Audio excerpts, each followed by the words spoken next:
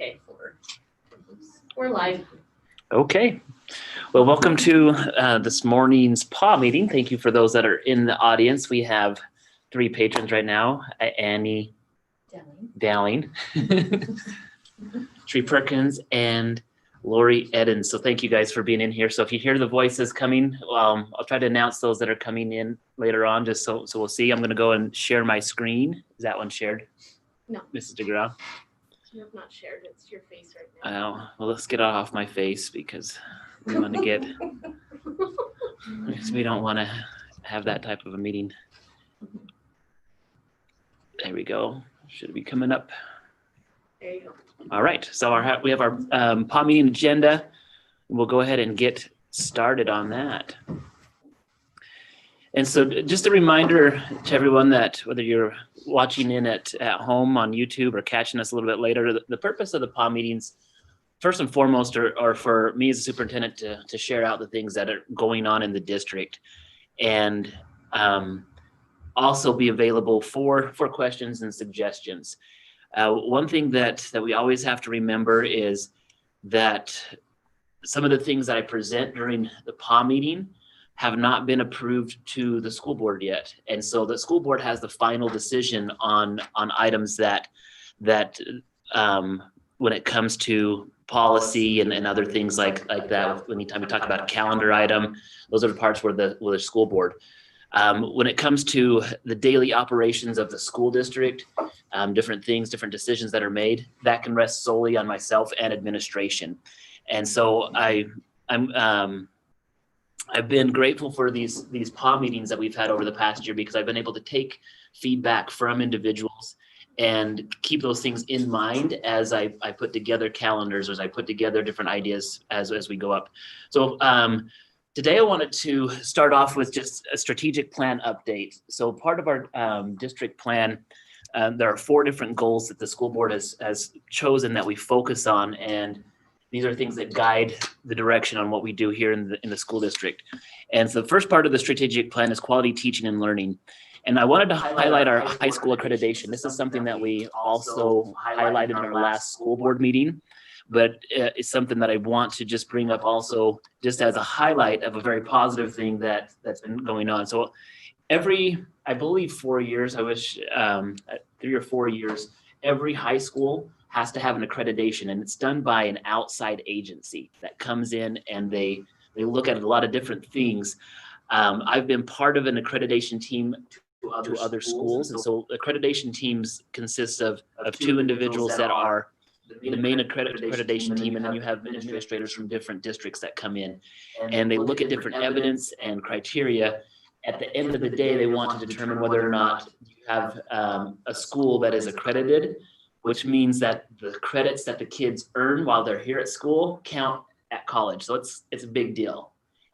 If a school doesn't get accredited, basically the seniors that are there are in trouble because those credits that they had during that time don't count to go towards their college. And so our high school accreditation review took place in September, and this here is a review. All of these documents are actually available right now on our West Jefferson School District site. I do have to say that I accidentally went into the wrong meeting date. So this is November 2nd's meeting date. I will get that changed on our board docs. But overall, the things I wanted to highlight, the 4 different areas: leadership capacity standards. This doesn't mean just the leadership capacity standards of administration. When in education, when they talk about leadership, they're talking about teacher leadership as well. So like your different committees, your departments, and everything else. And as you go through, we had some very, very high scores all the way through on all the different areas. And I'll just get to the very end. And so average schools go between 278 to 283, and West Jefferson came out at 312, which is right in the middle, which is a very great score. When I was part of an accreditation team, I noticed that the items that the accreditation team look for are things that are consistent with what we're doing in the school district. Some of the main things are teacher collaboration, teacher professional development. Are the teachers looking at ways to help kids improve? As you look at our high school schedule, our junior high schedule, we build in intervention periods or mentoring periods where we have time for kids to be able to get caught up, but also really focusing on learning. As the district has been moving towards focusing on standards-based learning and standards-based teaching, this is another part that's a really important focus of accreditation. Those are things that in research show are the most important things we can be doing in a school. And so this is an outside agency that has come in and just shown that our school district is on a path that's going in the right direction. Does that mean it's perfect? No, it doesn't mean it's perfect, because there's not a district out there that is perfect. But this is something that we should be proud of and know that we are making progress. I've had some people ask and say, well, how can you have such a great score on an accreditation, but still lack on things like standardized test scores? Those are measuring two different things. This is measuring the process of where the district is going. It looks at the school board, it looks at administration, it looks at teachers. And you can see that this is different than just one piece of a score. When we look at standardized tests, and I will be bringing up tests on another part here, tests are an important part, but they're not the only part, because there's so much that goes into it. Everybody that's taken a test before the past, we know that sometimes some people just aren't great test takers. Sometimes it was a bad day. Sometimes we might get lucky and just like, I should have went to Vegas that day because I got everything right when I really had no business getting everything right. We can't put everything on a standardized test. And sometimes when we look at reporting systems, when you pull up the internet and say, well, what does this look like? They're pulling up standardized tests from 3 to 4 years ago. Whereas this data right here is taking a snapshot of where are we at right now with the process that we're in. And so I'm super proud of this score for our district. I'm really appreciative of our administration, Mr. McDonald, our team leader teachers over there of the different departments who worked very hard on putting this together, and just wanted to share that again as one area on our quality teaching and learning that we are going in the right direction. And so any questions on the accreditation? No, it's super duper early, super exciting. We can go back and go into it. There's lots of time you can go into it a little bit later. But another part that we've been working on with the quality teaching and learning is our 95% reading intervention program. A couple months ago during board meeting, we had Mr. Johnson, who is our reading interventionist teacher, come and present an overview of what our 95% intervention program is. And there are two different parts of how we are tracking the progress with our reading program. And that is with what we call iStation and our 95% data. Now, when I say 95%, that's just the program. That's the name of the actual curriculum program that we have. And so sometimes it gets confusing when I'm throwing out a number. You're like, okay, is that because everybody's there? But the reason why they call it 95% reading intervention program is the goal is to get 95% of all students on the path to being able to meet all their reading skills. And so here's just an update of where we're at. The first one is iStation. iStation is a computer-based reading program. And anytime you ask any of our teachers on how reliable or valid a computer-based program is, it's going to be hit and miss. Some days on these programs, when I talk to my own kids, sometimes they're like, Dad, I just got sick of taking the test and I didn't focus in on it. And so sometimes the data isn't as reliable, but we want to look for trends on that. So here's where we have with our, like, for example, in kindergarten. So at the beginning of the school year, there are 3 different tiers. We want kids to be at tier 1. Tier 1 means that they're at that benchmark. Tier 2 means they're approaching that. Tier 3 means that they're in a critical stage, that we really need to keep an eye on the kids and make sure that we're providing them with the intervention that they need. And so you can see in kindergarten, when they started off the school year, only 29% of the students were at tier 1. You can see that as they've taken that test over the next 3 or 4 months, that number's improved to 57%. So that's what we want to see. We want to see that there's been growth going in that direction. And so you can see that's going in that direction with kindergarten. First grade, 38 to 50%. Second grade, 35 to 43%. But you can see, though, sometimes on a computer-based, where it went from 35 to 50 to 37, how accurate is that? So that's why we want to have 2 different measures. The one thing about this test is it does add more material as the expectation of the students knowing more information increases. Yep. So it could have been that between August and September, the information that they gained in those specific skills was easier for those kids to understand. Whereas they're going from September to November, it could have, there could have been those skills that they didn't It master increased. yet. It increased on that. And so it increases in difficulty. a lot of different things. And so as we look at this, we want to make sure that we're just understanding. So if we're looking at third grade, 41% to 62, you can see that we're improving. As a fourth grade data, you can see 53 to 62 in October, but it dropped again in this one. So this is where we'd be going, okay, there's something going on. And this is where Mr. Johnson and his department, they look at this, they go meet with the teachers, and they say, okay, we need to be aware of this. But overall, the trend is really progressing. We recognize that at our August numbers, when we compared them to last year, it was very evident that COVID in April and May impacted these guys greatly. And that was one of the reasons why this program is so important for us to have right now.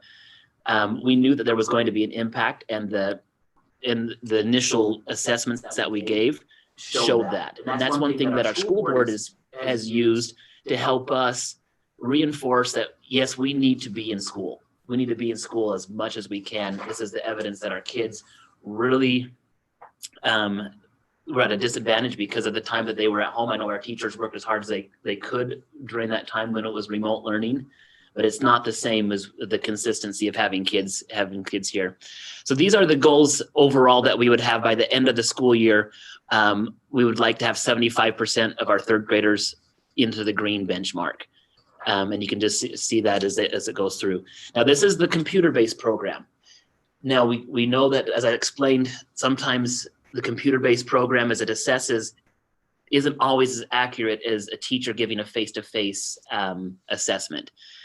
And so our 95% data, as part of that program, there are assessments that they give. Now, this is our first year doing this, and so we are we're completed 3.5 months now that we're at the 1st of December.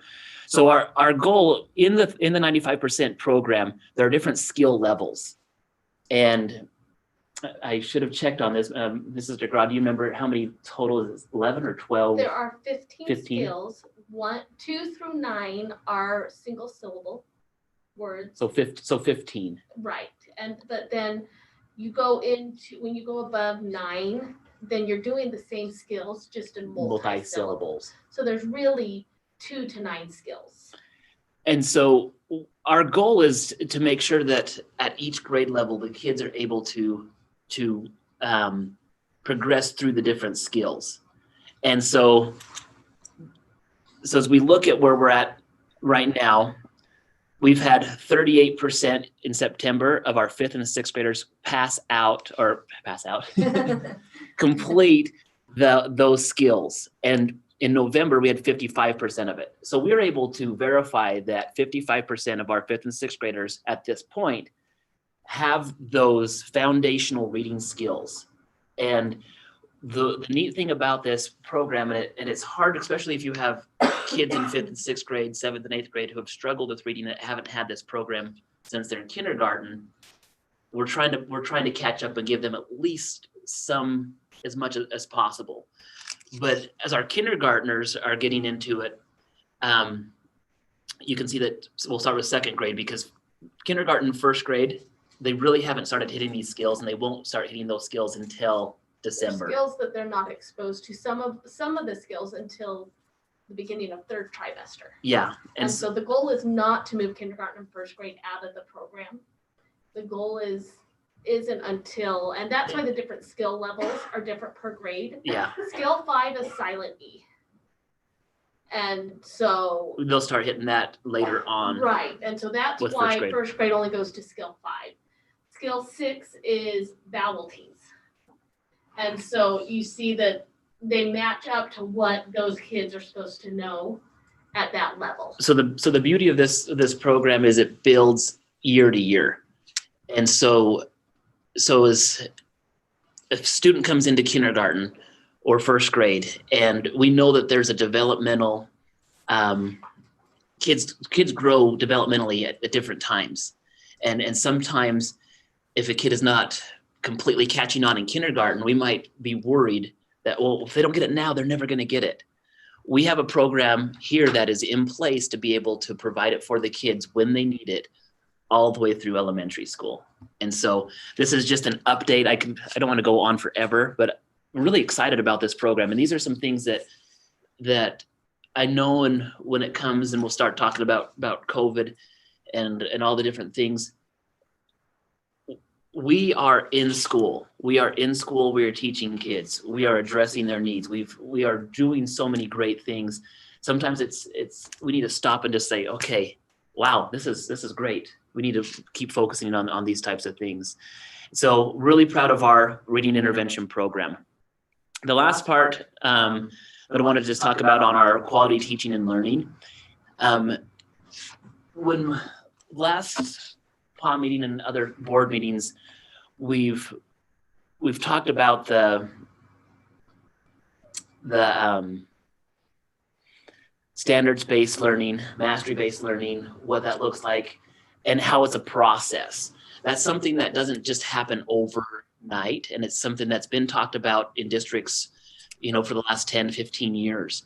And it's something that even West Jefferson has been implementing bits and pieces over the last 3 to 4 years. And so during the last part, we know that there are some roadblocks. One of the big roadblocks that we see right now in our ability to continue to do great with standards-based learning is our learning management system. This is Power School, or Unified Classroom, what we currently have right now.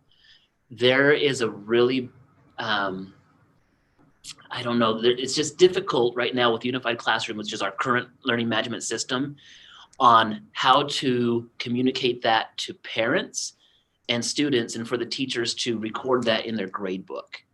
And so just a quick backup, difference between standards-based learning and maybe the traditional model. A lot of times they're similar in certain ways because they both are ways to present material to kids. But what it comes down to is more the tracking of what standards-based learning is. Standards-based learning is that we're focusing on learning and not just giving assignments and taking grades. An example of this is when most of us were in high school, we were probably taught under what they call the traditional model. The teacher will assign an assignment, you get it, you get a grade, they put it in the grade book, and it's a percentage. And they take the percentage of every single thing that you've done, and at the very end, they make an average, and that's your grade. And so the example that we give is, what if there's something that I'm just not getting, and I'm struggling with it? And I'm given 10 assignments to try to do that, and I get a 50% on the first 9 assignments. I'm just not understanding it. Then on the 10th assignment, I get it, and I get 100% on it. I can go to the teacher, I can teach that concept, I can go and tell everybody, yes, this is how you do this. And we can use this as a writing assignment. I'm trying to do my 5-paragraph essay. I'm 50% all the way through, and then on the last one, I can show you a perfect essay. I have every element in there. In the traditional model, the highest grade I could get, I'm not going to try to do the math on that, but if you take 50 and 100 and average that out, I still get an F. I still fail on that. Whereas on the standards-based focus, we can go in and say, these are all practice, practice, practice. Everything is seen as practice until you can show the proficiency.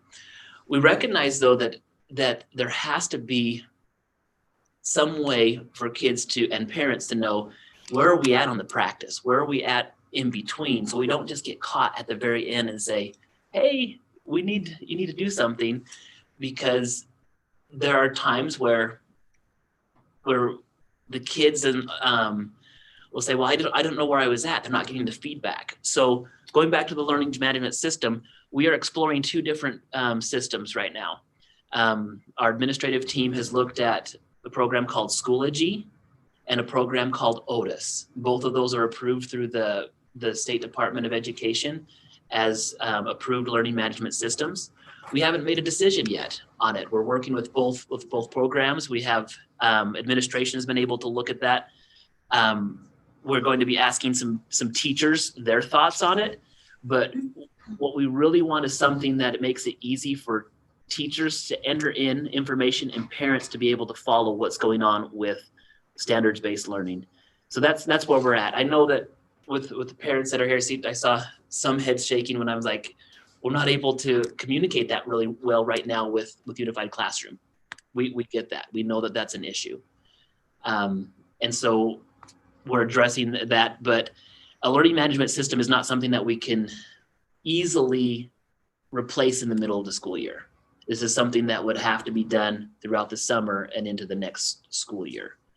So in the meantime, we're doing the very best we can with that. Any questions or suggestions on quality teaching and learning?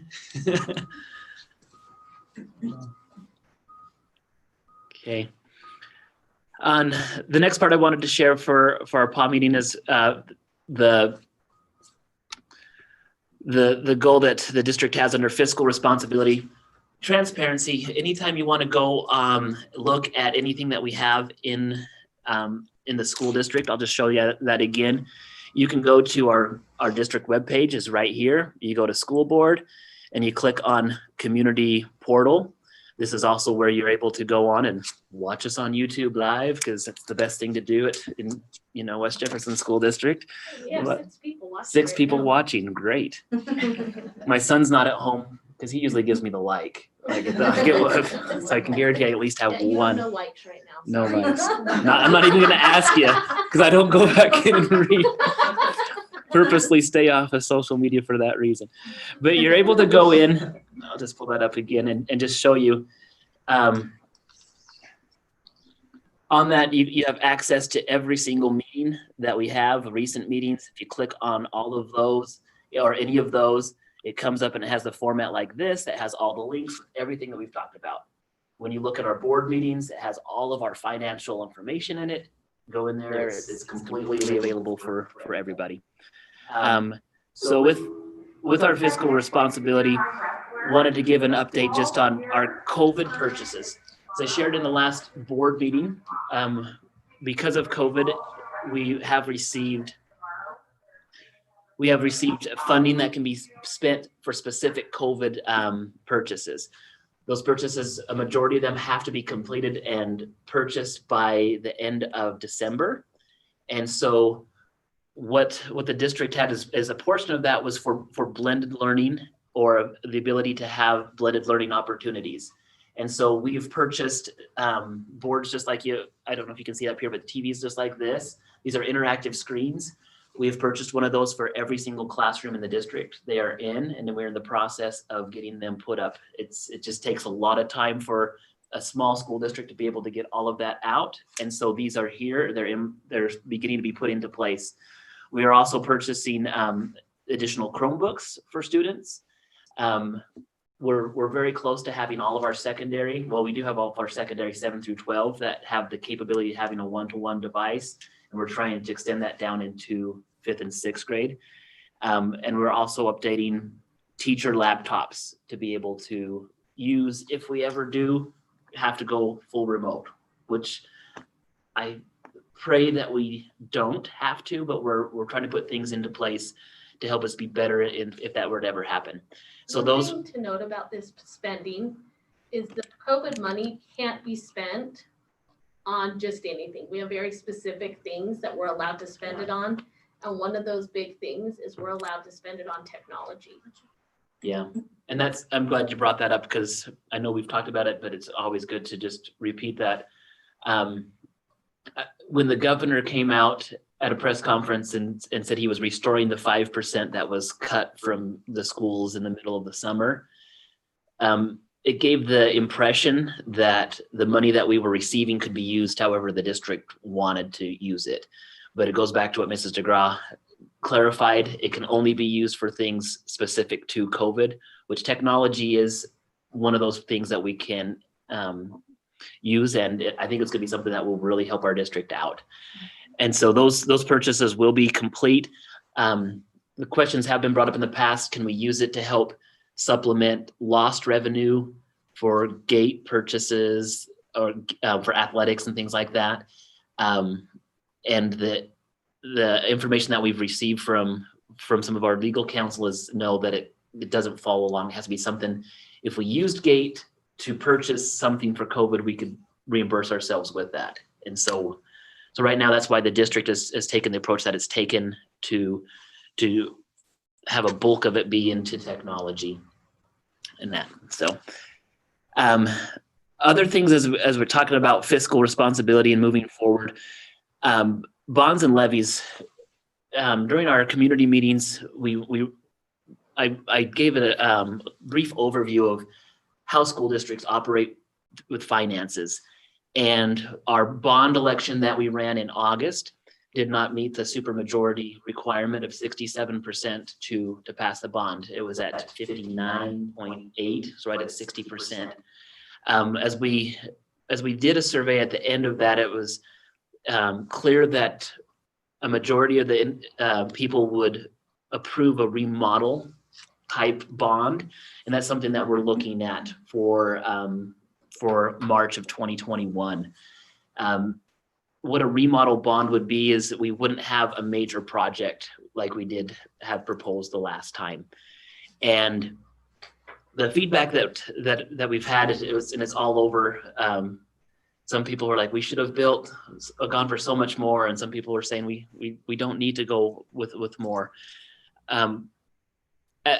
What it really comes down to is, as a school district, this isn't something that I get paid extra to run bonds. It's not anything that a bond goes into my pocket. Everything that I propose is to try to present something that, what do we want the future for our district to look like for our kids? Right now, we don't have a final bond. This is something, a bond proposal. This is something that the school board would have to vote on in a school board meeting. And it would have to go to through that entire process again. But the remodel projects are the same ones that would be that were attached to the last bond. We have 3 roofs that need to be replaced. The Hamer Elementary roof which is on the east side of the school, needs to be replaced. That's, as I've talked with our maintenance supervisor, that is the roof that is in the worst condition right now. The second one would be on top of the high school gym, also known as the old gym. That roof also needs to be updated and replaced. And then the new gym, which is 25 years old, also is at a time where it needs to be replaced. And so approximately between the 3 of those, it's around $150,000 that would need to be to replace those. Other projects that were brought up on the bond remodel were the old high school gym and locker rooms need to be updated. There's some suggestions that have been going around, and again, these are just suggestions. I'm open for people to bring feedback as well on different things that can be remodeled and upgraded. But when we had the discussions about the cafeteria, there were discussions about, well, the high school doesn't really have a place for a commons area, and why can't we repurpose things in different ways? And so with that last bond not passing, I was thinking, well, what could we do with the old gym to kind of mesh that? If the community is wanting us to keep the current cafeteria and keep that, we still need space. We still have issues with, well, how do we, fit different things in? So one idea that has floated around is, as we remodel the old gym or the high school gym, we would have one side of bleachers. So an example would be the west side, which would be the side towards the auditorium, would stay with bleachers. The side where the teams have traditionally sat would have one small bleacher that would go out for the scores table. And then during games, the kids would sit on chairs like they do in the main gym. The area where the bleacher wouldn't be, we could have lunchroom tables that go into the wall right there that could be brought down during lunchtime for the high school kids. And that could be an area that kids that bring their lunches from home, we put the tables out, because really the kids are eating in there already. A lot of times they'll go in and eat their lunches in the gym, or if they go off campus or over to the cafeteria. That would also allow our lunch staff to have the option of bringing a cart over to the high school and providing it there, which could balance out the overcrowdedness at that where we have secondary meeting at the same time. So that's just one idea that we have. Other things that we've talked about and looked at, if there was a way to put different adjustable baskets on those side hoops, which would allow for our younger kids to have access to some types of baskets that could help for the developmental leagues or whatever. So just different things that we looked at with that. But along the remodels, here's one question that I've struggled with is, if some of the classrooms that are required, that are close to being needed to be remodeled, would be our science classrooms. And this is where I'm not quite sure, and it is something that we need to approach carefully, because we do have the potential of building out from the main gym to the west and having a wing of classrooms, potentially another auxiliary gym, other things that build onto that.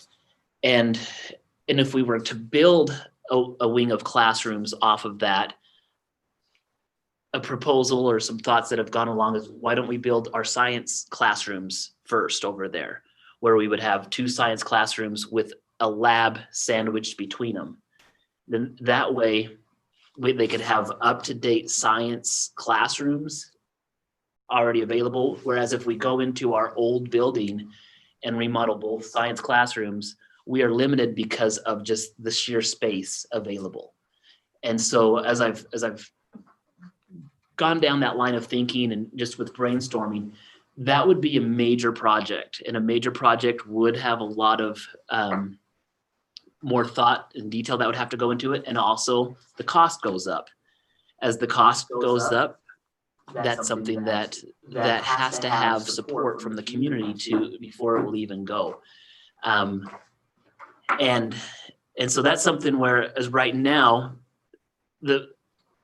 I'm planning on proposing to our school board to go for a short-term remodel bond to be able to take care of the roofs and probably the high school gym right now.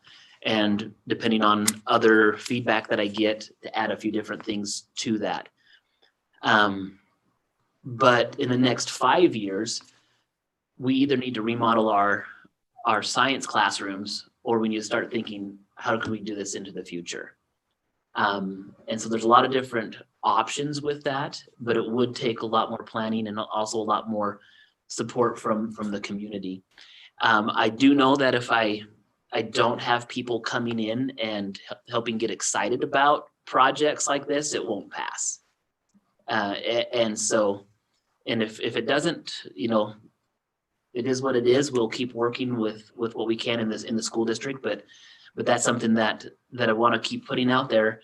If we want to have that discussion, I'm open to it.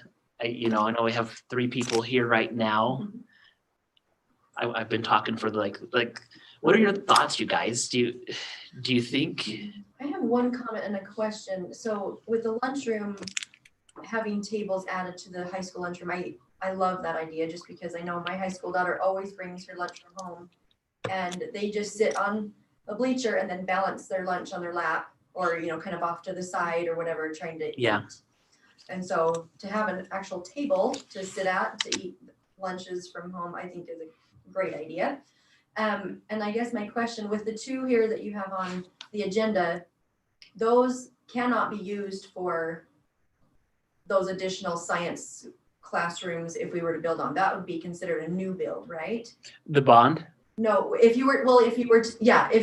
so with these here, you can use these for adding those additional classrooms onto the gym building. A bond you could.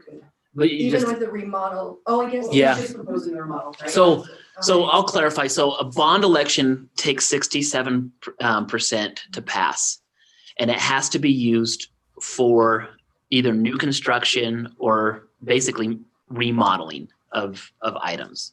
That's what a bond has to be used for. Right. When I have a supplemental levy, that's a different type of election, a different type of thing that we're asking patrons to support the school on to generate money for the revenue for the district. Supplemental levies can be used really for anything. We could go in there and say, we want a supplemental levy to help remodel the gym, or we could go that direction. What we currently are doing a supplemental levy for are additional support for teacher salaries and employee benefits. And so that's every 2 years that has to be voted on. Other districts have added things to their supplemental levies like technology. I know Salmon has added extra support for pay to play and things like that for student activities. And so it can to help keep their costs down with their travel. That's what they use their supplemental levy for. And so there's different things that we could use it for anything we want. Right now, our bond, whereas the bond that was proposed in August was for a major project. So I guess where my question was the ones that you right now are proposing are only with the remodels, not with the additional classrooms. Correct. Okay. Yeah, if we were to do the additional classrooms, there's no way we would be ready to present that by March of 2021. And, and that's something that I could visit with our, the roof, some of the roofs that we have in the district are in need of getting replaced very, very soon. And so that's part of it that we're looking at. But if this bond were to pass, let's say that this remodel bond were to pass, we would go in, we'd get the roofs fixed, we'd get the gym fixed, other little projects if we have here or there. We could add in on this remodel bond to redo the science classrooms now, but that would be in their current location. What could happen if we were able to have the support from the community to have the new science wing onto the main gym? The current classroom where Mr. Packer is teaching would be turned into another classroom at the high school. The classroom where Mr. Rogers is teaching would become another classroom. So it actually opens up more space for the high school to have space in there for other classrooms. I would also propose, if that's the direction that we went, that the lab that's currently behind Mr. Rogers' classroom, the chemistry lab or the science lab that we currently have, be divided and turn that into our special education classroom. And so instead of having the special ed kids in the back closet, I guess you could say, which was just the room that it's always been, would allow to have a bigger special ed classroom. So we'd be able to use the building that we're in, and our buildings are like the high school building. It's old, but it's in really good shape. Like you have some people that I talked to when we were presenting the last bond. They said, well, why don't we just tear everything down and build brand new? Just a reminder, we can only bond for a maximum of $12 million, which isn't very much in the construction world. And so we have to have a plan in place that would come in sections. But we would, would be able to really utilize the space. Those are things that I've just thought of, maybe other people as they're thinking about this. The evolution of this process has come from the discussions and feedback that I've received before. And so the process is always there. I'm always open to thinking, how can we do things differently or look at things different ways. But that's where we're at with our fiscal responsibility. Other comments, thoughts?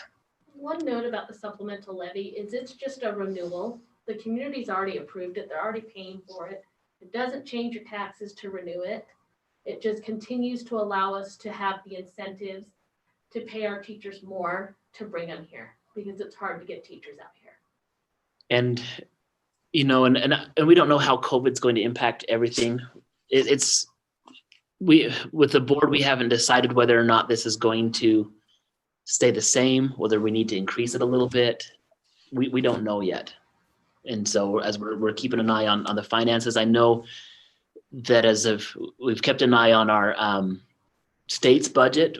We know that there's been a surplus. That's something that we don't know if it's going to continue. I know our legislatures are hesitant and we'll just see what they do in January when they get back into session and see what will happen with that. So, any other buildings that we want to?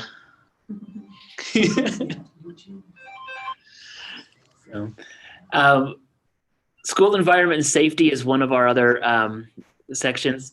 Our safety committee, we've learned that our safety committee is something that can meet during executive session with our school board. And so this next month we will be having a safety committee meeting. I want to put it out there that if I have any volunteers, anybody from the elementary age or anybody from the secondary age, if a parent would like to come and be part of our safety committee, just contact me a little bit later. It would be nice to be able to have some feedback from parents on that. When it talks about school environment and safety, it's not just always about, are the building secure? It is that way. Are the building secure? Are we making sure that we are prepared for attacks on the school? It's also just about our environment in the school. Do the kids feel safe? Do we want the kids to be here? And that's something that I've had conversations with parents. I think all schools with kids struggle at times with teasing, and I don't like to use the word bullying, but sometimes teasing gets that way. And it's something that as a school and with our administration, we need to look at all of those elements to say, is it a safe place for us to be at?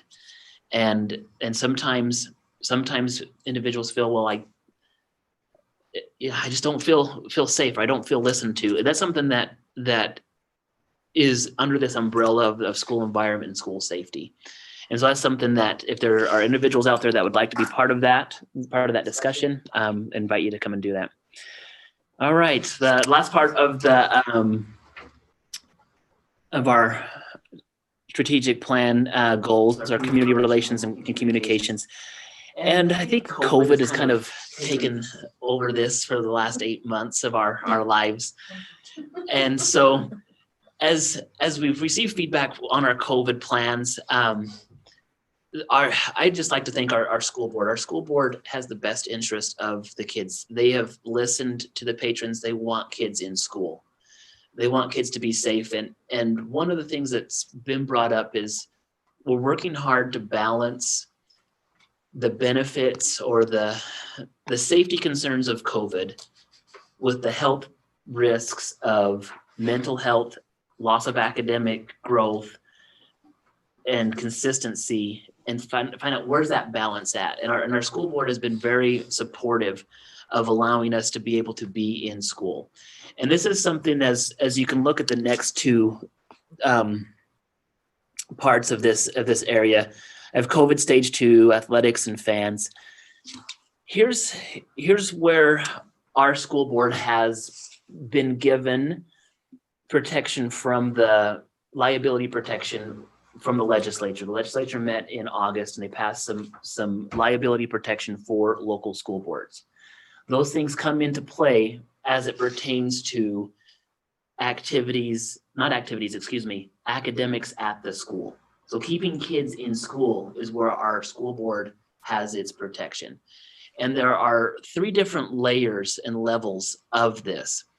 You have the bottom layer are the recommendations. This is the bottom layer. This would come from the CDC, our health department. So when they come in with recommendations, that's where our school board has the ability to say, that doesn't quite work for us. We hear you on the recommendations, but we are still going to do this. Because if our plan was exactly following all those recommendations to the letter of the law, it would look a lot different than what we're doing. Now, we are following some of the recommendations, but some of those recommendations have also been modified as our school board has seen fit to be able to allow us to stay in school. And you'll see that from the beginning, when we first started putting our plans together, nobody knew what, they had nothing to base this off of. And so we were looking at the 4 different levels, and we thought if we ever get to an orange, this is what it should look like. Now, and that was put together in August. Now that we're in an orange level, we can kind of still see that how is it impacting us here at the school district. So where we're leaning towards is, it's not so much the different level that we're on, it's going to be more of what are we seeing here in our buildings. And as of right now, the positive cases or those that have been reported are very, very minimal here in our school district. The handful of cases where students were involved, they've come at times where it's been an extended break, and we haven't had to go and do the isolation or the contact tracing, because when the symptoms came on, it was at a time where they weren't in school. And so we've been very, very fortunate to be able to stay where we're at. So the bottom layer are the CDC recommendations. The next layer would be the different plans, our district plan, or even the area plans. Those have a little bit more precedence over the CDC recommendations. And then the last, or the level that supersedes all of it, would be a health order. And that would be the top one. And those are the ones that, when you look at stage 2 and stage 3, those are health orders that come from the governor. And those are ones that hold more, I guess you could say, force of legality, if you're looking to say, okay, this is what an order from the governor is saying. And so when we look at the different stages, I put on here our stage 3 just to kind of give a timeline of how quickly things go. The beginning of the school year, we were in stage 4. Stage 4 allowed for 250 people to be at an event, an indoor event. An outdoor event, they still needed to have social distancing. In our school, that didn't, with our volleyball teams, we never had times where we had over 250 people at a volleyball game. Sorry, volleyball coaches and everything, but that's a pretty good crowd for volleyball. And so as we had that going forward, there wasn't an impact with that. We were operating under the guidelines of what we were able to do. And then October 27th came, which was right before state volleyball. We got moved to stage 3. And again, you're looking at the different levels. This wasn't a recommendation. This was an order from the governor. And that changed it to 50 people. And, I felt bad because we were at the district, I was at the district championship game for volleyball. We just won the district championship. We're all sky high. I was telling everybody, no worries. We can get, 300 people in on that venue with what we're doing. 2 days later, this health order comes in, and it went from, we can have almost anybody in our community go, to only 1 or 2 parents were able to go in. I can't remember exactly what it was, but that was really, really hard. So we operated from October 27th into November with this. Now, stage 3 had a section in it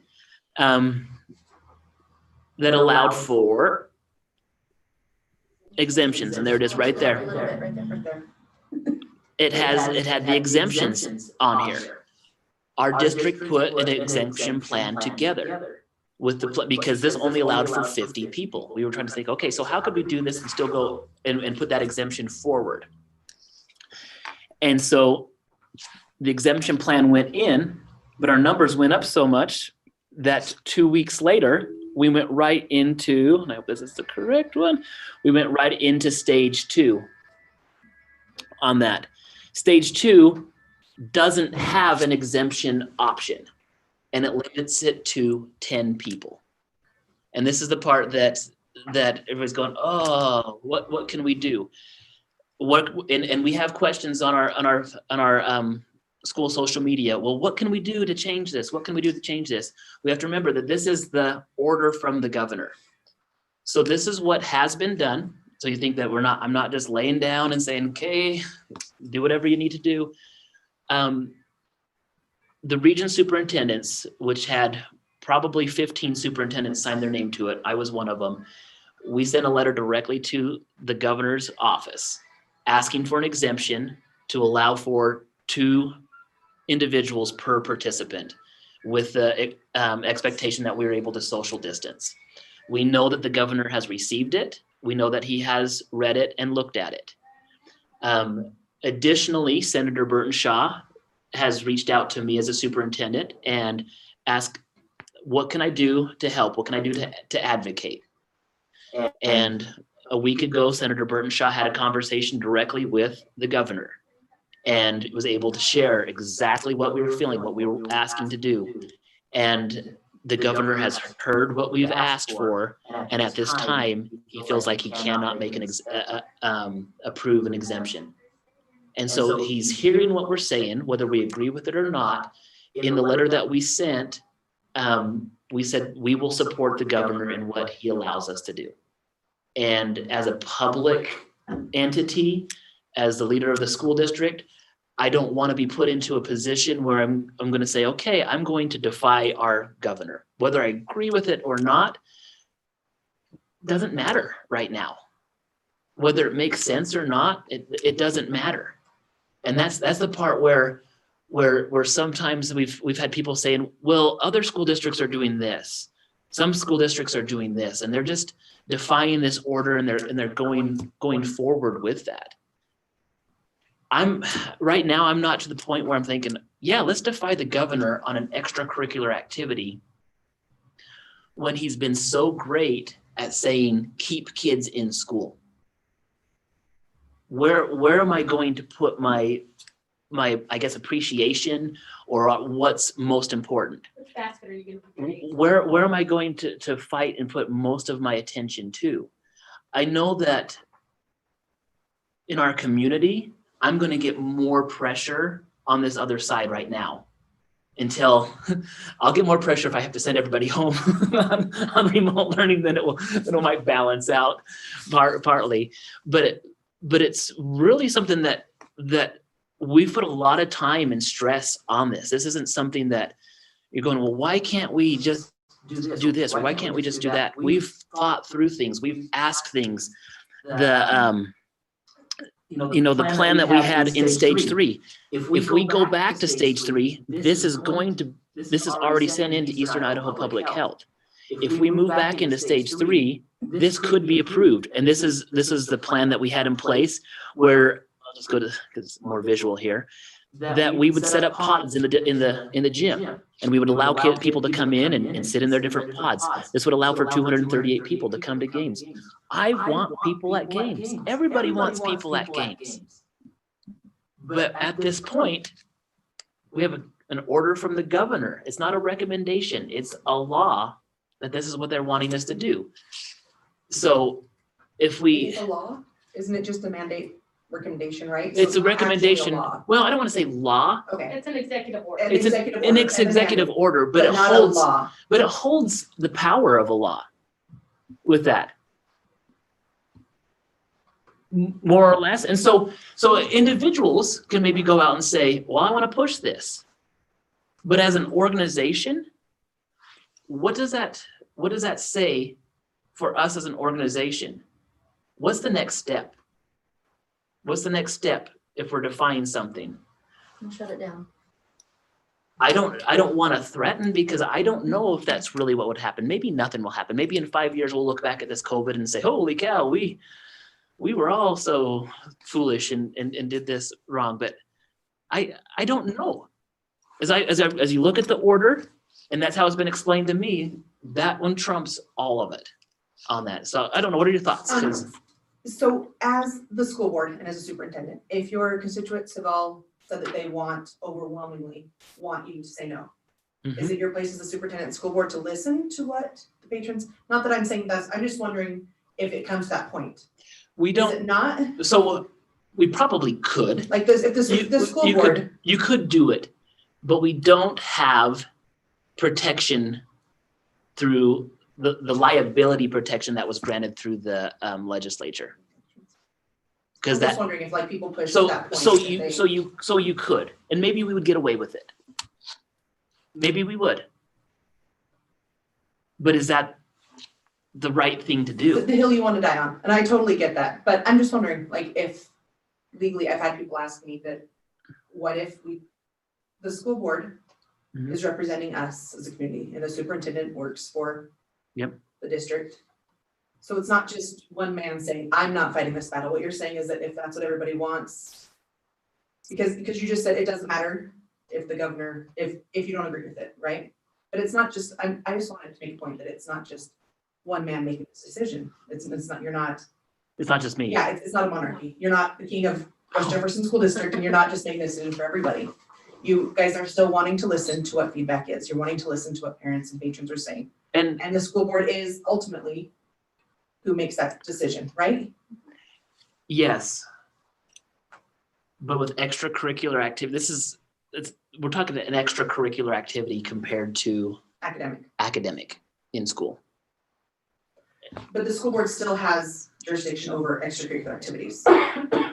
They do, but then they would personally hold the liability.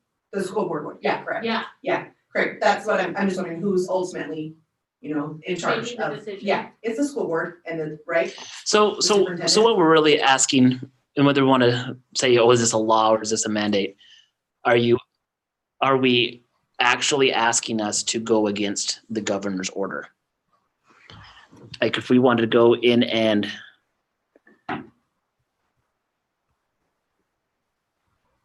let's see. Exemption, yeah, right there. Just want to it was go. up higher. It was up in the gatherings. Are you trying to find the exemptions section? And I guess if we really wanted to, I could seek our legal counsel and say, what really could happen if we did this? I Well, think we should. Like, well, and I if don't know, that's- I just think, so if we know that, so here's it. The violation of any mandatory provision of this order constitutes an immediate threat to public health. Violation of or failure to comply with a mandatory provision of this order may constitute, and I guess there's the word may, maybe that's where we're like, oh, maybe it won't, constitute a misdemeanor punishable by fine, imprisonment, or both. The governor and director request that the sheriffs and chiefs of police, state of Idaho, educate the public about this order. And so is that what we want to be teaching our kids, where we're telling them, hey, we have these rules at school, but if enough of you guys don't want it, you don't have to follow it.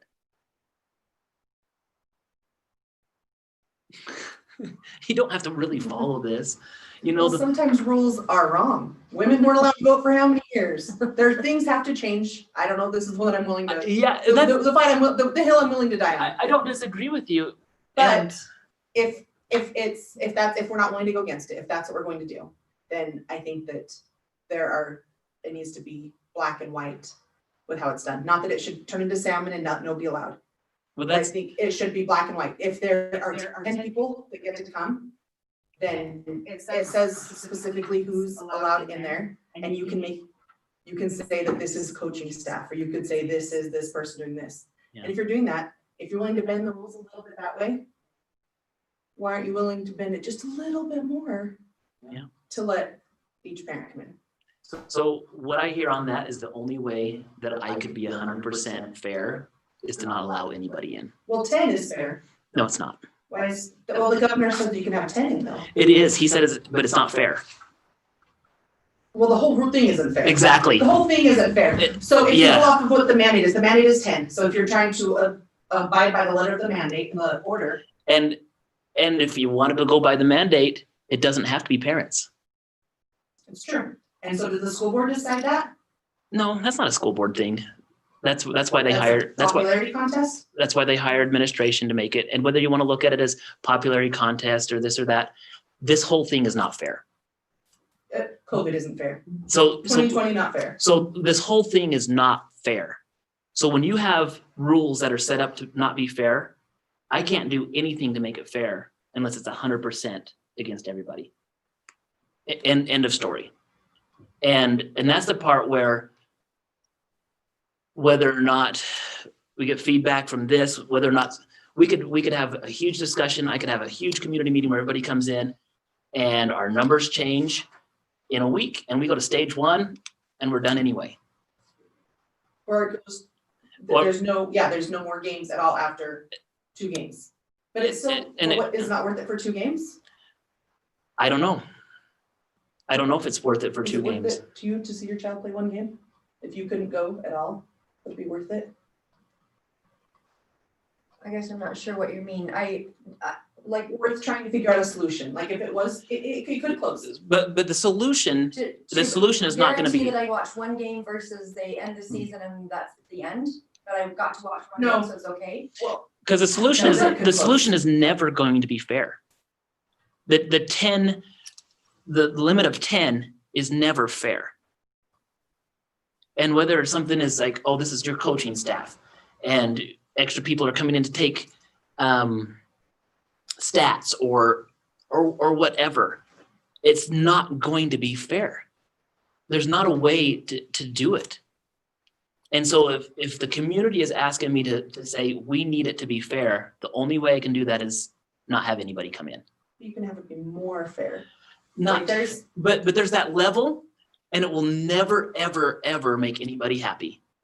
Because it will be okay for one person, but it won't be okay for another. Even though it's more fair, so let's say that a plan is proposed that you feel is more fair. There's still gonna be somebody that feels gypped. So And with the on bond, that. it's 67%. So if you have 67% that support what you're planning, that doesn't mean that. I know, but the time and energy and everything, as we're looking back at everything that goes on, yes, you're a parent of a senior kid. You want to be there. You want grandma and grandpa to be there. We want them to be around that. At the end of the day, they're in school. We want them to graduate. That's what we want first. I know some kids that don't graduate without. I get that. I get that. They don't graduate without it. This is just, I don't know if I can come up with something. I really don't know. That's the part is like, who gets to go? Who doesn't get to go? I'm sitting there last night at the game and my heart is breaking sitting in that game. And I don't want to sit up here and say that I don't disagree with you. I don't know what to do.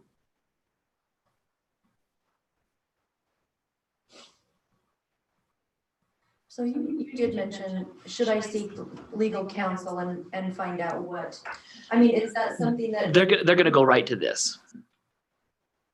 They're gonna go right to that and say, if you are publicly going out and saying, hey, I don't care, bring them in.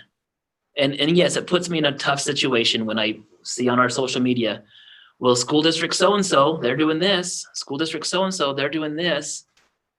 I have a hard enough time controlling what goes on in our school district, let alone Well, knowing you what know, everybody else is gonna do. and one of those school districts that they mentioned, let's do it like them, they are not able to field their entire team because they're having COVID issues. They can't even have a full game because they have too many athletes that are sick or exposed or something that they want us to mimic that. No, we have been fortunate enough in West Jefferson not to have to postpone or cancel or Partially because the any kids of are, those games. there were so many kids during football season that had it, but they didn't say anything. Because they want to keep on playing. And some schools aren't like that. Our school is, or one where sports matters and they'll deny having anything to keep playing. So I don't know that that's. But there are some school districts where they, Well, we can wait and see what happens at school that's going against it. See if they get I don't some know. repercussions, because So- that's, So with the feedback, Annie, that you're given, I hear what you're saying. Is there a way to make it more fair? Is that the main message of what you're trying to come across? Is there a way to make it more fair? yes, there is for sure a way to make it more fair, but you guys don't see it that way. Well, I guess I'm not sure exactly. But we're talking just for parents to see them play. I mean, at least they're getting to play. Yeah. And there's ways that we're able to watch our kids. I mean, right now, I don't have high school kids, but I do have a boy that's playing on a league that I'm not able to go in and watch, but there are ways that they're making it available for us to at least see it on, have it streamed somewhere. I mean, they are getting to play. which we don't want to go back to the spring. The spring sports being just shut down was far worse than what we're dealing with right now. I think I'll just have to come to the evening meeting, have a few more like-minded. There's not a decision to be made in here. I know, I'll just, And people can come and they can all share that I'm right or wrong, but I cannot make it fair. The only way I can make it fair is to exclude everybody. Because there could be people that come with the same viewpoint that you have, and they're okay to have that viewpoint. They're all right to have that viewpoint, and they can probably point out how things aren't fair right now. They can say, well, that person shouldn't be there, or that person shouldn't be there. And they can probably point out times where, why didn't the administration kick these guys out last night when this happened? Do we want to? We have to.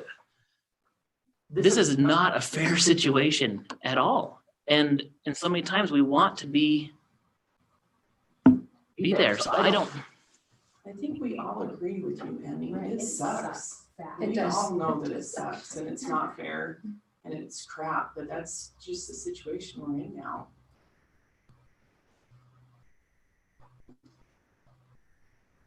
So, and if there are people that want to come to the night meeting and they have, I guess they can write down proposals and ideas, but we could take any proposal, any idea, and we could cut it apart and show how it's not fair. I 100% believe 100% of the people will not be satisfied 100% of the time. Right. But So if 100% of the people won't be satisfied, Who's it fair to? Then- that goes to my statement, is I cannot make it fair where everybody will be like, Shane, you made the best decision ever on this awesome COVID situation. There's nothing good about this. And the pressure that they comes and says, okay, like, should this be a school board decision? Should this be something that the superintendent just says, this is what our administration is going to do? If the school board wants to come in and do this, you know what? What else can they do? They can listen to their constituents come in and say, hey, we need to get more people in here. But the same thing, it circles right back. This is a held order from the governor. That doesn't change. I don't know. I know you're feeling frustrated right now because you're wanting me to share something to say, yeah, this will be okay. I wish I could say this is going to be fine. But I don't know if it will be. And, I'm not sleeping at night. I'm not, this isn't something that I go home and go, wow, what can I do to make things harder on our fans?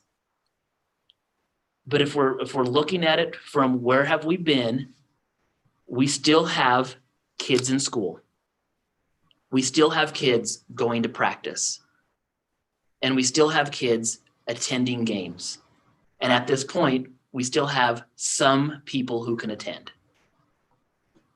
And those people that can attend in their different ways of being able to attend, it's not fair.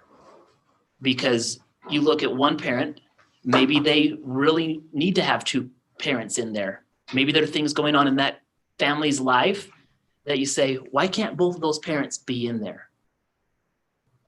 It's not fair that they only get one ticket. I don't know what to do. So just so everybody knows, we recognize how hard this is. We recognize how hard this is. And yes, it would be better if the district came out and said, this is our clear-cut thing on what we're doing with 10.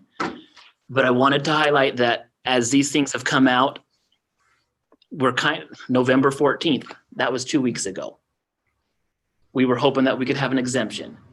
I was waiting to hear back. I heard Monday from Senator Burtonshaw about his communication with Governor Little. There was no reason for me to come out and have, this is the clear-cut plan that everybody's doing if there was a chance that we were going to have an exemption. Now that this looks like where we're going moving forward, we're going to have to sit down and figure out, what does 10 look like for West Jefferson? How does that look? And what constitutes as a coaching staff? What constitutes as stats keepers? What constitutes as those types of things that come in that? That's something that most school districts are looking at. And it's not just our community where this is starting to, I hope it's not tearing us apart, but it does create situations where people are like, I totally disagree. I know when Julie showed me a post from on Facebook on one of the sites that's trying to save sports. And the gist of this individual's comments were, this is tearing our community apart. At the end of the day, we're going to look at this, and are we going to be so fired up about, well, who gets to be the scorekeeper? Who gets to be the camera person? Who gets to be the stats person? Why do they get to do this? And I don't know, Julie, if there's anything else on that, but that was the main gist of it, wasn't it? Yeah. But they're spending so much time worried about who gets to go and how it's supposed to be fair, and that it's eating at them and tearing people apart. And one thing I guess I've been thinking about, so with the stage 2, there are certain things that they say you can have one media person, you can have one, I don't know how it's laid out. There are specific things that say that. It just says coaching staff. And so when you have that type of situation and you have a limited number of positions that you can fill. Right here. I guess my one thought to that is, just for example, I, being the media person already for the last year and a half at West Jefferson, was asked to be the media person there since that was already my paid position in the district. I am also a parent at both of these sporting events that are happening right now. I have felt so guilty about being able to go, but then when they said, well, you can give someone else your parent ticket so that we can allow one more person to, be the 10 parents. I guess I felt like that was a way to allow more people to come in, even though it was only one more. I guess I kind of felt okay with being the media person just because it would allow one more person to come in, and it still went with the rules of what was, laid in front of us. And so, and I still to this day feel guilty about being able to be there, even though I was already in that position before this all happened. But I do feel like opening up that one more parent ticket so that other people can come in and then can, and take turns using that ticket or whatnot. And I was the one that asked you to do that. Right. As part of that, it's not limited to, and this is the part right here where people are going, oh, well, let's see how many more people we can get in. Right. Maybe we can explore that, but I guarantee that as we explore that, it won't come without, I don't know how to do this without having somebody be upset somewhere. I don't, and maybe I just need to say, this is what we're doing. And it's not ideal, but it's what we're doing because, again, the only thing that I can do to say nobody goes in. Right, And I don't want to do that. because then you run into situations that if it's, both parents can come in. Okay, well, this So parent has one parent that lives out of state. So then you know, do they get 2 tickets even though the parent is out of state and they can't be there? Do they get to bring somebody else in? So there's always, like you said, there's always things you know, and I don't really know the hard to- reasons why other districts have chosen to not let anybody in. We know that there was somebody from Salmon that commented on the threads say, be can- lucky. You're "Can- lucky. you guys are lucky for where we're at. I don't feel lucky right now. I know, but in their eyes, I don't feel lucky to have this, even though we should. in their eyes, they are saying that we're getting it better than them And because they then, don't get anybody at their games. and then when we see what other districts might be doing or allegedly doing with pushing the rules on this, It's like they then give we an inch, feel you take a like we're mile. slighted, saying, "Oh, those guys are doing that." It's like the give an inch, take a mile. I don't know. type. Sure, you would. So if more and more schools start pushing the line, like stepping across the line, is the governor just gonna be like, all right, that's it? I can't speak for him, but from the sentiment that Senator Burtonshaw said is that the governor is under a lot of pressure from both sides. He gets it from both sides. The side that says this is fake, you're not a real governor, we need to get rid of you, to you are not doing enough to protect it. We have people dying from COVID. And so I don't know. I can't speak for him. I know that when we're in positions of governance or leadership, we know we're not going to make a decision that makes everybody happy. We know that that it's just not going to happen. And he has access to data that I don't have access to. Now, if people want to come in and say, well, all the data he gets is fake news or whatever, you know what I mean? We can't, he knows something that we don't. And with the situation where we put the exemption in, it doesn't make sense why we couldn't have 20 people. If we're having 10, why can't we have 20? Where does this number 10 come from? I don't know. That's the part, that's hard for me to understand. But that's where it is. He has to draw the line. The only thing I can kind of relate that to is if I'm a parent and I don't have teenagers yet, but I do have little kids that love technology. And I know that if they're on technology too much, it's not great for their brain development. It's not great for those types of things.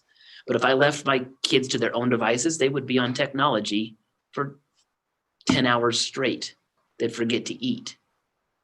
And when I tell them we have to get off this, they say, no, no, no, I want to stay on this. And in their mind, it makes perfectly logical sense for them to stay on that. And so I'm forced with either bending it and letting them have it or taking it completely away. Going back to the question, will the governor do that? I don't know.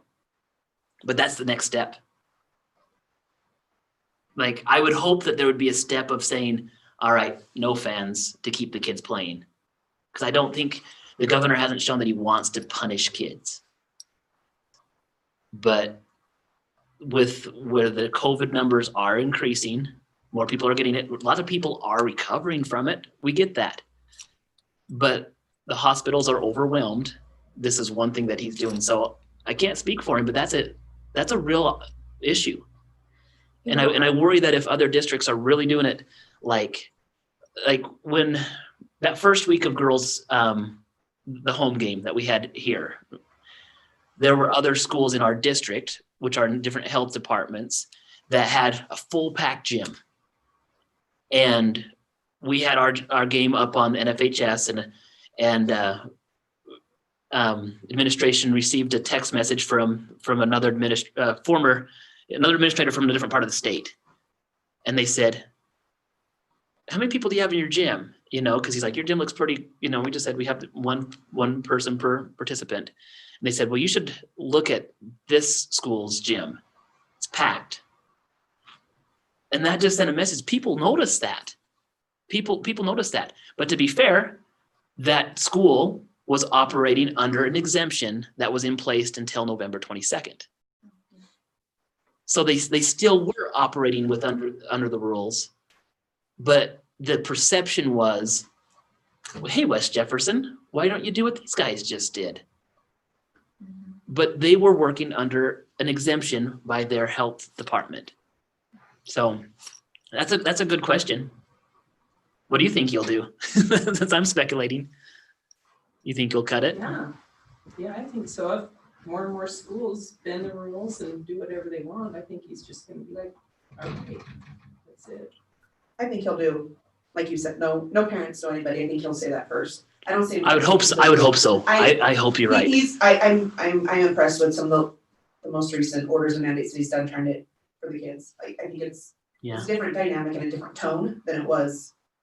I think they know a lot more mentally and emotionally with the kids. You're right. So I don't see him cutting it completely. I can see him taking other steps.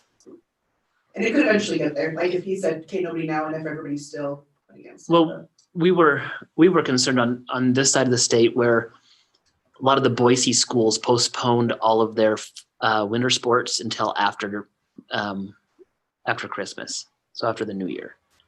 We were concerned that might get pushed. It didn't get pushed here. And so we have a lot of really positive things going on, but going back down to it, this is awful. This is tough. This is probably some of the toughest things I'm hoping to have to deal with. You know, maybe the rest of my career would be a breeze, hopefully, that we don't have to deal with these types of things. But as people come, I know that we have these meetings. I hear what you're saying. I just don't know. I just don't know what the right answer is. I wish I could sit up here and say, yep, I've got an answer. And maybe I just need to come in and say, this is what we're doing. I know it's the wrong thing, but this is what we're doing. And so, So with the numbers, oh, sorry, Lori, go ahead. So, I guess I don't really know for sure what our main want is for high school sports. Are we wanting to be able to have both parents, or is it more so that we want the kids to be able to go and watch the other kids and have fans? yeah. What is it that would be the bigger, having the kids there as fans? Is that kind of what, So what, or mainly just both parents? because part of it is, Both parents right now. Yeah. I don't want to be the one that mandates who the player wants to go in. And we haven't, here's the thing is I have mostly basketball people here right now. I don't know what to do with wrestling. They have 28. They have 28. Like if somebody really should be Can they worried. divide that up into weight classes so they have kind of sections of And go in and out like I do JV. It doesn't, and that sounds like a lot of fun to say, okay, go stay out in the car. I know. Don't congregate here. Wait till I text you. If you ask the parent, they would. Yeah. In a second. And I think they would. I do. But it's one of those things that I would like to do that. I really do. I want to be able to say, this is what we want to do. I'm open to that, but it's just difficult. Well, it's kind of like a seating game. We have those parents come in and wait until a certain time, then they go out and JV. So if they could somehow figure that out for wrestling and do. So here's where it gets a little trickier with wrestling. Basketball starts C team, JV, varsity, and it goes in that order every single time. Wrestling doesn't always start lower weights to higher weights. But where all the districts are having to deal with this, is there I an adjustment that they could make? guess to they do that? could. I guess they could if they wanted to. Coordinate. You'd have to talk to the different wrestling coaches and say, is this a possibility? Talk to our athletic director and say, this is a possibility. If it's not, the way that I understand it happens is everybody shows up from the wrestling teams.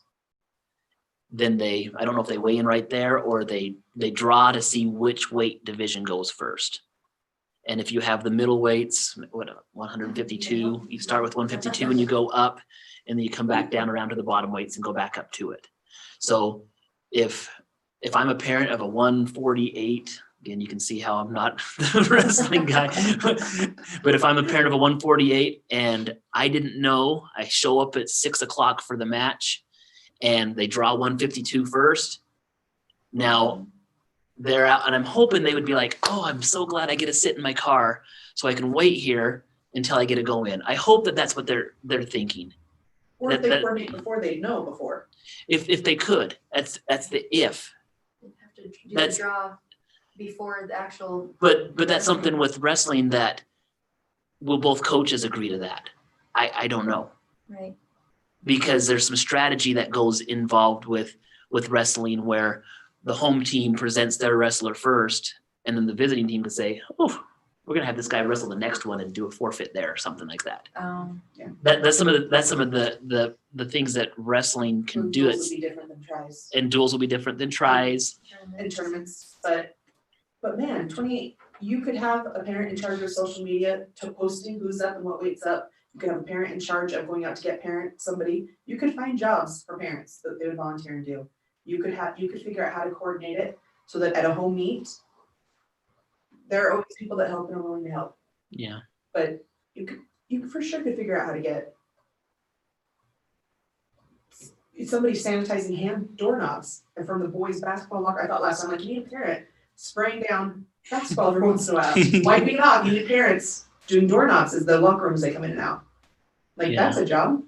There are people that would clean after. Yeah.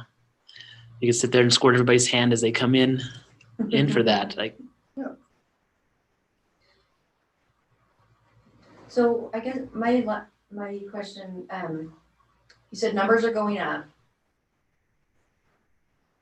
So of course, we're moving farther away from stage 3 that we're hoping to get back to. we're moving more towards, it would be stage 1 is where we're actually trending towards right now. Mhm. And that's why the governor said no, because And the trend was going that during the direction. holiday stuff, I'm sure he'll want to wait and see this next week what the trend does. And yesterday's number jumped up to the highest we've had. Yeah, the spike after, which They said They it's not. said it was gonna come. So remind me, stage 1, is there still sports but no spectators at all? Is that? I can't remember. So stage 1 in the spring was nothing. Everything shut down. but he's modifying those as we're As it going. goes, and as you move into that stage, and he modified what it was like. Okay. this spring.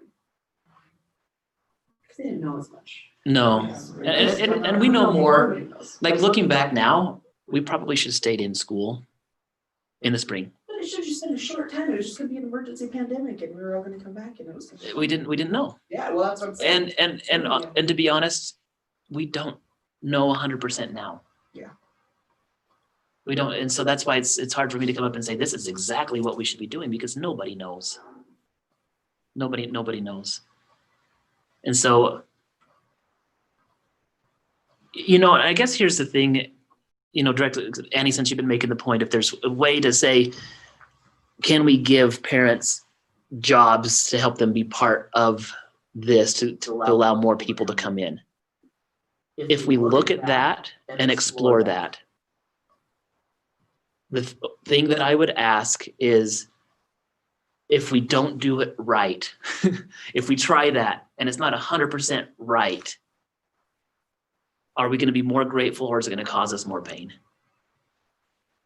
And that's the part where, What do you mean? I don't know what that means. will it be enough? Will it be enough to, Get to. no, will it be enough to make people say, thank you? Thank you for trying. Or after you try as hard as you can, are you going to get somebody say, why did they get to do that and not me? No, not if you have two. No, I hope that you'd Like, be, isn't that the biggest concern? Like talking to people, they want to tell parents. I think if you had 2 people per player, it would be great for the first time that it happened, until somebody saw something that they felt like that they were getting slighted on. Because But what if if, it's 2, then it's black and white. But if it's 2 people per player, like let's go back to Julie. I'm going to use you as an example because your husband coaches and you're a district employee who I've asked to be there. So let's say it's at a boys game, and I don't count the coach as one, and I don't count the other one. What if Julie's son would like a grandparent to come? Shouldn't he get to choose who his player is? But then you're going, but that's not fair because they already have 2 people in there. So if you're paying an employee to be there, I think that's fair. Like Julie, if she's making money to be there as a photographer, I get that. If she's a parent, they're taking pictures for the social media stuff. Or even, because there are parents who would take pictures for the social media stuff. I get that it is a paid position through the district. But if she's getting paid hourly to be there, if that's part of her stipend that was already agreed upon, that's a thing. But like, no, I think that if he has 2 parents there, 2 tickets per person. I don't know that it should. So where Like, Caleb's dad and mom would already be there in a paid position, does he get 2 more tickets? that's what I'm saying. I would say, It's I would never say, fair. well, I would It's say never no fair. per, because yeah, but I don't know how. Cause then people would say his parents are here and now his grandparents get to sit and watch him. That's not fair. Yeah, I agree. But I would say that too. I would say, and I love them and I loved Caleb, but I also, do you have to have a paid person from your district there at every single game? See, and that's why it's sticky, messy, unclear, unfair. Even if we put together a plan to get more people in, at the end of the day, something's not going to. There's going to be somebody say, well, who do you count as the 10? Because that's what you do here is you go, these people don't count towards the 10. So like last night you said coach's spouse. Like we discussed that last night. And count that as, the coach's staff wouldn't count as numbers. Right. But if you can make exemptions for those, can you not for 2 parents? Like that's the thing that I don't understand, I guess, is that you can err this way. Just like, I just don't know where the line is, like where. I don't think any of us know where the line's at. Well, where yours is what I'm saying, I guess, like where the school boards, like where is that at? And having this be 2 weeks old, like 2 weeks old, on a major decision that has to be made for something that is as important to people as athletics. I'll repeat that, 2 weeks old on this, with the potential of it maybe getting changed 2 days ago. We're trying the very best we can. And you're looking at, it's tough. This is hard. Because then you say, okay, the reason why I wanted to share the good things that were going on at the beginning of the meeting is because we still want to teach kids how to read. We still want to make sure that our high school credits count towards going to college. And it's hard to keep that, but I'm not trying to downplay it, but we've circled here, and you can see why with this, I'm not putting anything away saying, I disagree 100% with what you're saying, because I don't disagree with you. Just don't know what to do.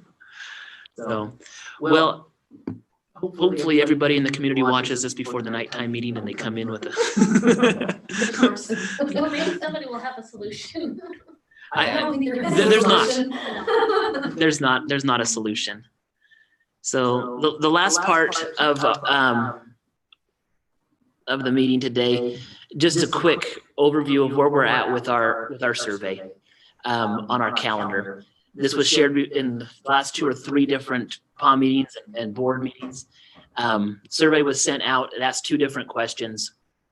For patrons, how do you feel about potentially going to a 4-day school week and having for harvest break? What are your preferences? This was the feedback that came from the patrons. Out of 259 responses, about 63% said that they were in favor of looking at a 4-day school week. For the harvest break, about 50% said they still want to have a 2-week potato harvest.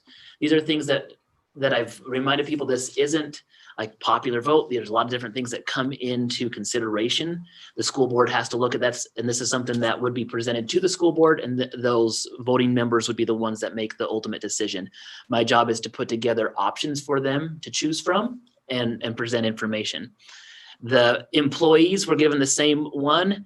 Out of 44 responses from our employees, 77% were interested in going to a 4-day school week, and 68% said that they would still prefer to have a 2-week potato harvest. And so when we look at that, I put together 2 different calendars that the school board will look at. I actually put it here first. They'll be able to see the exact same one. One would be a calendar that's similar to what we're doing this year, which is kind of a hybrid of a 5-day calendar with our teacher professional days. The reason behind the teacher professional days, research shows that when teachers are trained and teachers are able to work together, students will actually do better with less, I don't want to say less time, but when teachers are more prepared, that's more important than having extended time in the classroom. So it's basically saying less is more.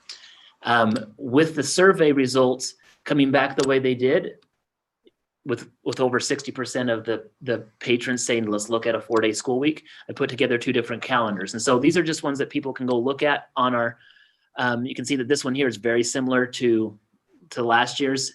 School would start on the 23rd. As I've looked at calendars, I'm trying to have a week between the Mud Lake Fair and when school can start. So that's one of the places that to get the required amount of days and hours and credit hours, that this would be a possibility to do that. This would have 54 days per trimester. Again, these are drafts. Things could change with 162 total days. So that would be what this year we have, I believe, 163 calendar days, or 163 calendar days on this year's calendar. So if you're saying, well, how does this relate to this year? School would start on the 23rd. It would end on the 27th of May. So you've done before Memorial Day. Harvest break would be 2-week harvest break. All of my proposals are going to have a 2-week harvest break, where 50% still were in favor of that. It looked very similar to what we have this year. Spring break would have to be only 3 days. It would have to be shortened to be able to fit the time in. We could extend spring break and go into June. That's really the thing that, as we look at, most parents that I've talked to prefer to have it done by Memorial Day. So that's one example on the 5-day. And I just wanted to point out on the bottom, it has the start time and end time so that people can. Yeah, that would be the approximate times of this. That's what we're doing this year with that. So the start time would be 8:10. The first bell rings at 8:05 here at the school. And so on the Territon campus. The 4-day example on the trimester, I put together a trimester and a semester option. There are some 4-day school districts that have a trimester, and I think most of them go with a semester. So I put together 2 options. One, there's pros and cons with both of them, and part of it would be teacher preference on their subjects. On a 4-day school week with a trimester, we'd start on the exact same day for next year, would be the 23rd. You'd go through, we'd still have a 2-week potato harvest. You can see that on the week of Labor Day, I would have to have 4 days in that week. So we would go on that Friday. And we would have to have 2 days that come in at the end of the harvest like we did this year to be able to get 50 days the first trimester, 50 days the second trimester, and 46 days the last trimester, for a total of 146. So with 162, what is that, 16 less days is really all we're at. So our current calendar is pretty close to the amount of days that kids are in school. So this one, the last day of school would be June 2nd. Yeah. So this one here, well, this one here with the trimesters, it would be June 2nd. These start and end times, I didn't get those updated. It would have to, in a 4-day school week, it would be approximately around 8:05. Like first bell would ring at 8 o'clock. Class would really start at 8:05. At that, and it would go to approximately 3:55 or 4 o'clock, depending on the different models. I'd have to look at that. I have kind of waiting to see what the school board wants to go before I spend all the time with putting that in. This would be the trimester setup. And you can see that the spring would be the time where kids would be in school and we just have the Fridays off. That might be a concern, would have one longer weekend to be able to push for a little bit of a spring break. But if this is the route that people want to go, or the school board wants to vote on, we just have to recognize that we don't have the other breaks in the spring, at least on the trimesters. Well, and that's how it used to be every year. It hasn't been very long that they've had a week-long spring break Yeah. in the calendar, so. I can't remember having one when I was younger as well. The semester changes it a little bit, partly because of the amount of required time per credit. The semester look would still start the same day, but the semester would end on the 26th. Each semester would have 72 days in it, so it's 144. This is very similar to what most 4-day school weeks have. With our district, we would start on the 23rd. We would still have 2 full weeks of potato harvest, 3 days during Thanksgiving, the 8 days during December. Going back up, this would still allow us to have President's Day, if that's what we wanted, or we could do Civil Rights Day, just depending. It would allow for a 3-day spring break, which would allow for an extended weekend and be done by the 26th. And so but this one here, like I said, 8 to 4 approximately would be the start time. I think Hamer would be around 3:15. We're just trying to figure that out. And so the decision between semesters and trimesters would change things when it comes to credits, graduation rate, not grade rate, but graduation requirements would have to be revisited again. So have you talked to the teachers yet about semesters versus I did trimesters? last year when I was looking at calendars, but we weren't talking about a 4-day school week either. Right. And so It'd be nice to, it's- before it's presented to the school board, and maybe it's too late to do this, but to find out what the teachers, have a look at these 3 and kind of see part of it, what they think might work. what we found in the past is it's really based off of your subject. Mm. It's really like the core classes can kind of go either way. Your elective classes it's different because and I'm not sure what with a semester if we could do something where electives are offered on a block instead of a trimester. That's something that I'm not sure on. I've talked a little bit with our counselor on that. I haven't explored that as much, but what that would look like, whereas with a trimester, you have 50 days, 50 days in a trimester. A block would have 36 days in it. And if you had an elective, and let's take art and PE. Do you want to take art for the entire semester? Or if I took a block of art, could I learn some type of skill during that block? And then the next block, I take PE and give us a chance where then you're in your core classes all the way through the whole semester, but we identify some elective classes that can be taken on a block. That's something that I have just touching I don't know how that would work. I'll have to double check with our counselor to see, can we count? Just make sure you have 2 elective classes. Does that count as 1 elective class on a transcript? Or that's the part I don't know. And that's why I have 2 options. That's why I have the semester option, which is similar to what we're already doing. In some levels, that would just transition smoother.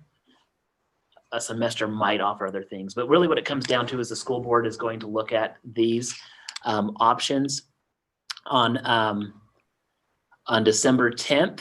We're setting up a board work meeting where we will invite a superintendent from Preston who is on a 4-day school week. Preston is a 4A school. They've been on it, I don't know exactly how long, but he has said that he will be here to answer questions for our school board going forward. I've also put on here a dissertation from the superintendent from Westside, Spencer Barzee, who completed a dissertation study on the impact of schools on the 4-day school week. His entire dissertation was studying Idaho schools and Idaho rural schools. And this is something that I wanted to have on here. So I know with 4-day school week, we have individuals that have really strong opinions both ways. And research can be found both ways to say this is what's best for kids. And so this dissertation identifies the pros and cons. And really what it comes down to is, what does the community want? What does the community feel comfortable with? And, we'll let people read through that 180 pages, 136 pages of information. But I think that's going to be important for us to have some consistent research that we're looking at and comparing, because we could go on to Google and look for anything that backs up what we want to do. And I don't want to base something off of, well, what does this Google site say? What does this one survey say? Well, on a doctoral dissertation, you have hundreds of documents that you are cross-referencing and looking at. Especially where it's focused on Idaho. Yeah. Rural. So I just had this as a place to start. This has been something that's been discussed previously in the district. I've had people ask, why are you bringing this back up? You got to remember, I didn't work for the district when it was first discussed. I've had people come and ask me, why are we not in a 4-day school week? I wanted to see, is this just a vocal minority? Just one or two people coming in and, hounding me all the time saying, we need to be on this. The survey showed that it's probably a little bit more. There's a lot of different reasons to look at a 4-day school week. I know this dissertation talks about a lot of those. It's not just as we're running an organization, how does it impact teachers? How does it impact students? How does it impact families? It touches on all of those in it, and that's something that we'll discuss as we go forward. So, any thoughts, you guys? I know this is just the initial stages. These aren't the decisions. It's going to go to the school board. I haven't really looked into either way, so. Yeah. When you said that people have said, well, why are we looking at this again? Times have changed since we've looked at it in depth. Yeah. And, because I think that's been several years that they really tried to, look at the different options, but. And things do change. And even with COVID, things have changed a little bit. And I think you said at one point you wanted to look at that just because of a tool to get teachers to come out here, because it's kind of, Yeah, that would be one thing that we could use as a way to recruit, retain, where the bigger districts in Idaho Falls, I don't see them going to a 4-day school week. That could give us an edge to be able to say, hey, maybe we can steal somebody from. So don't get our plan out there, but either way, and I'm okay, honestly. If you're asking my personal opinion, and that's what the board, I'm okay with either calendar, 100% okay with it. It's going to come down to, board members, which one do you want? You're going to go with this calendar, this calendar, Not this necessarily calendar, board members, but the people that they represent. and that they represent. Yeah. And it's one of those things where, how do we know where people are going to be at? It just, because we could break that apart and look at the data from the survey and say, well, maybe we should have only 1 week of potato harvest. Maybe we should have no potato harvest. and you're gonna get people like, you think this is a fun meeting right now, that like it would get wild pretty quickly with that discussion. And We've already, yeah. but found that they want but to part do of it is if you have a majority of your staff wanting it and 50% of your community, why not keep it? If that's what it is, there's pros and cons each way. And individuals are going to come and be the most passionate and loud with things that pertain to them. Like it's not their job, like it's not the community's job to stay open-minded. I hope they do, but I can't go out there and say, hey, you have to be 100% open-minded on this, because people are going to answer and say, this is how it's impacting me personally, and that's why it's so important. And I get that people gave us reasons one way or another, and so we'll have the board work meeting on December 10th. That's a Thursday. That is an open meeting. Patrons can come. We would probably have to limit it to 10 people in the audience at this time, but it will be over our YouTube channel. Maybe we have 10 people watching right now. I don't know. But anyway, we'll do this again at 6 o'clock tonight, but questions before we go. When will they decide on that? Like, when will they vote on that? Yeah, on the new calendar. January or February. Okay. We would want to have that decision done and made in January or February. And if it's something that, we post our board agendas and put it out there, but January would be the soonest. We'll discuss it at December's. We'll have this work meeting. We'll discuss it again at the December board meeting. The quickest that it could be voted on is January.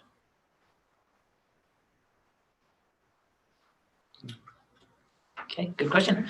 Well, thank you guys for coming, and we will do this again at 6 o'clock tonight. You're welcome to come back and join us again if you guys didn't get enough after basketball practice today. That was good.